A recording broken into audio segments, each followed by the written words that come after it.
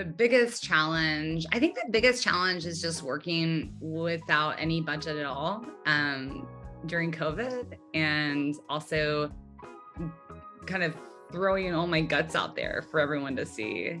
But they all kind of became challenges at different times, So I feel like in the moment, filming it was hard because we had to do everything. No one had just one job. We were all putting it together and having to do all the, managing costumes, set design. Most of the people are costumed in my leotard collection. Or, things that we already owned or created from other projects. So that was really hard. Also worrying about people testing positive when we'd have bigger shoot days. And then after the fact, I would say, just the vulnerability of everyone seeing it on the big screen was a bigger deal than I thought.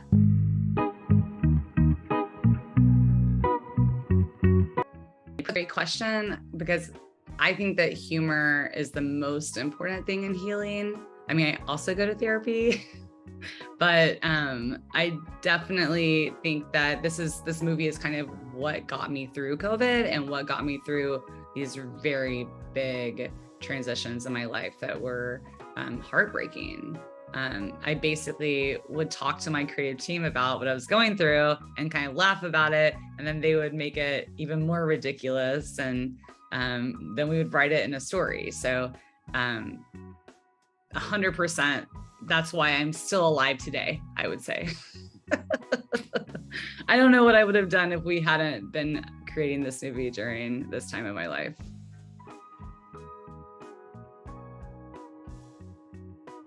Yeah, I don't know that the character is much of an exaggeration, to be honest.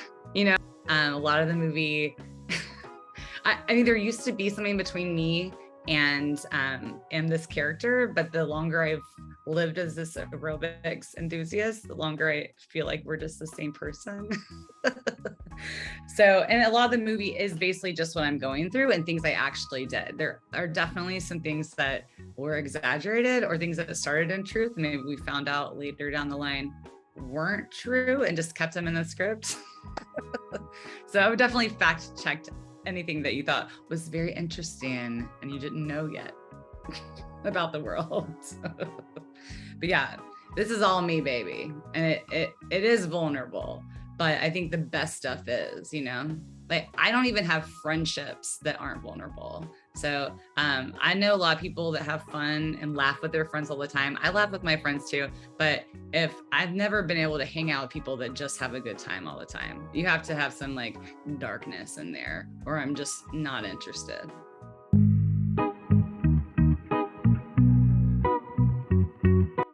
Well, I mean, I think that first off, we have to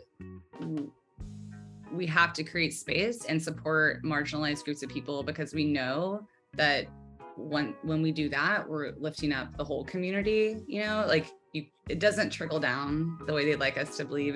It's a trickle up. So when you help the people that need the help the most, and everyone benefits from that. And so that's really important.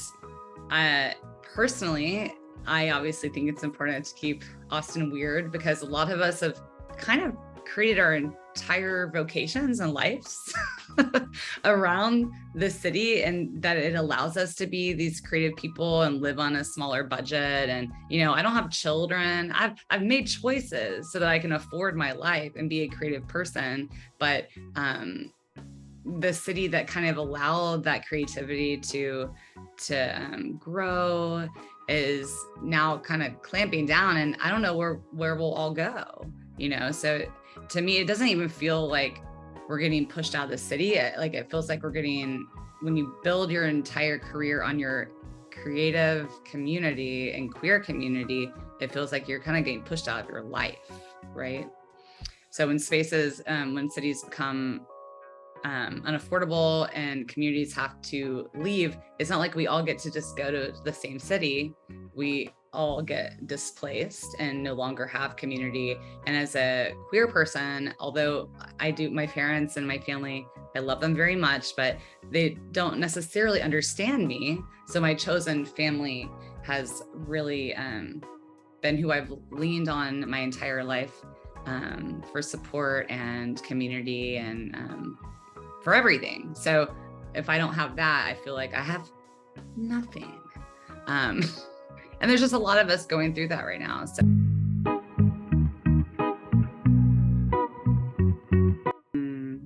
yeah, I think that if we made it a priority, then our city could do anything. We are a very creative city.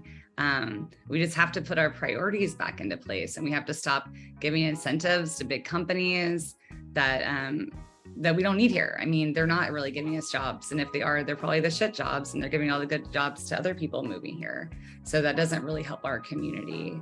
I think we'll be creative. We've always found places, other new places. They just have to stop shutting them down as we find them, you know? Yeah, I think we can do that.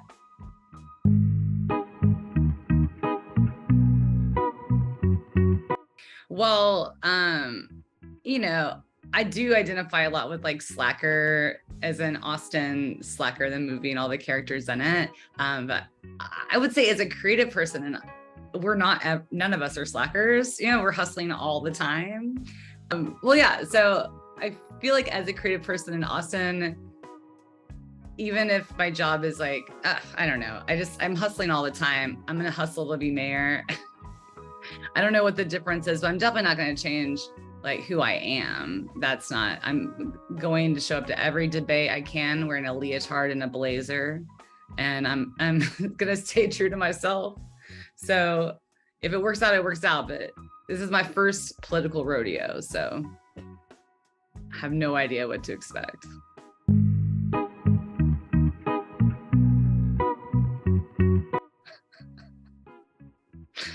You know, the first thing that comes to mind, which is such a failure as an adult, is that it would be great if I made like enough money that my dad would be happy. Because right now my entire family thinks that this film is pornography, which is fine if it were.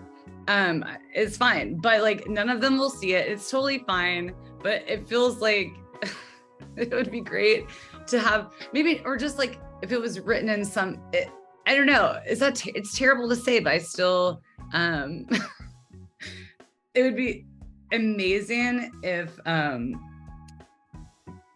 it got enough eyes on it that someone could be like, oh, your daughter's Erica Nix in the movie, this Erica Nix first holy shit. I guess isn't that what we're all just still wanting, is the acceptance of our father. So ultimately I want to just continue being able to do what I love to do, which is creating work with my friends and being creative and putting stuff out there that I think a lot of people are afraid to say. I don't know why, but I'm not afraid to say it. So it would be great if we could just continue to make new projects, and this time get funded for it and have help around that, so we can continue to make people laugh and go on this crazy psychedelic journey.